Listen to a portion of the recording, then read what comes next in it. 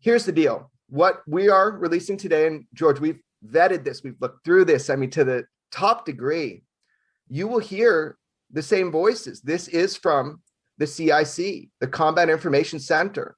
And we could talk about that and what that means too. This is corroborative electro-optic data.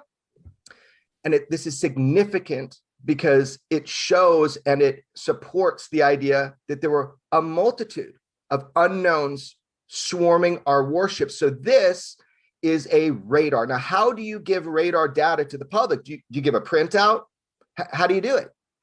Well, luckily, we have footage from the CIC that was obtained by a crew that was specifically called in to film these anomalous events, a very special visual intelligence crew that came in and filmed the screen of the radar. So that's how we're going to deliver it to the public. You see what's S and X band radar, which is a really interesting tolerance of C to a certain altitude. And that's where these targets were really locked, these unidentified. There's also in the footage, there's a civilian vessel. So you can kind of see the difference. And then as I push through the footage, I provided 4 separate clips in the one clip that I'm dropping. You can hear the responses. And most importantly, you can see towards the end, there's 9 unidentifieds just circling, swarming. So there were 14 at the beginning. I'm not providing that footage, but there were 14.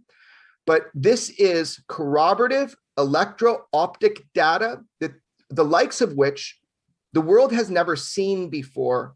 And it supports the hypothesis that these are not just a balloon dropping into the water, or it's not something that is easily explained. These are true unidentifieds in mass number. And we'll talk more about that, but that's what we're showing people for the first time in history, where you have radar data that goes with FLIR data, what everybody has been belly aching for. So here you go, but it's going to take a little bit of thought to understand what you're seeing. There's a learning curve. That's on you, the viewer. So we'll play the video and then we'll talk about it on the other side. OD, if you can write a general lat long where we're at, and then the number of contacts you got, get the course and speed meters off them. You know what I mean? And roll to position to us, like bearings. Might be helpful too. Eyes up. Eyes down. System 2, maintain track as best you can. Track 781 just sped up to 46 knots, 50 knots, closing in. Oh, it's actually 38 knots. That one's pretty much perfectly 000 relative, right? Yeah. 263 at 3 miles, 55 knots speed. Okay, so, if you're not used to seeing radar screens, you don't know what's what. You don't know what image is the Omaha itself. Is the Omaha showed on that screen? So that's the center point of the radar system, right in the smack dab center of that screen. So what's important is that you are seeing the radar array that goes around the Omaha for protection at that level. There's another type of radar that these unidentifieds were being picked up on, and that's a SPF 77, which is an air-based radar, a higher altitude. Why I wanted to release this radar footage with you is because it really shows that these are points, that these are actual vehicles, that it's being picked up by this radar, and this radar is specially designed. This specific radar is specially designed to kind of cut through mist and bad weather. It's a really good radar for that. So you are seeing these targets being acquired and being held by this X and X band system, which is just like the frequencies. You also see objects dropping off this radar. I want to really explain that. So there's a scan volume for this radar. This is used for, like, if something's coming in at a trajectory that's coming around you, this is what's able to reach out, pick them, point them, and target them. So that's the tolerance of this radar. When they drop off, when you'll see 2 of them drop off or more in this footage, they're either going above the scan volume or they're going below the scan volume, which would support the idea that these things were moving in an interesting way. I mean, what goes up, what goes down?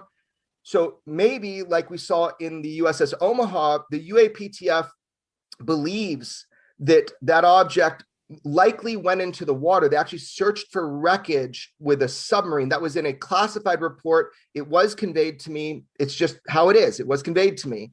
So it is possible that at one time there were 14 targets on the screen, but it's possible there were way more, because there was at least 14, because what happens is as these things go up or down, they'll lose track on them because they're outside of the tolerance of the radar, if that makes sense. So the ones that disappear from the screen, they either went up really fast or went down into the water. Is that right? Yeah, it is fair to say that it went above the scan volume of the radar or below, which would be into the water. Talk about speed. I heard a couple of pieces of that audio. The one that says track 781 just sped up to 46 knots, 50 knots, closing in. That sounds like it's heading our way. Yes. And then it says 138 knots. Holy crap. 138 knots. Moving along a pretty good clip. And then it turned around. So it's not a balloon blowing in the air, is it? Oh, no. That's a ridiculous statement by uninformed debunkers who try to manipulate the data. And maybe they didn't know I was going to have this corroborative data. You know, look, you got to be suspicious of anybody that knows more than everybody else within a few minutes, right? So that's what we're seeing with people like that. And there's so many of them. There's so many of them, all these internet experts. So this is kind of a death nail for them. So whatever, let's let the world decide. But, 138 knots, that's over 158 miles an hour. So that is why you hear the person say, oh shit, because, this thing it's moving fast for any kind of, I guess you'd call it like a drone. But remember, these are significant in size. In order to be picked up on this radar, there is a tolerance for that.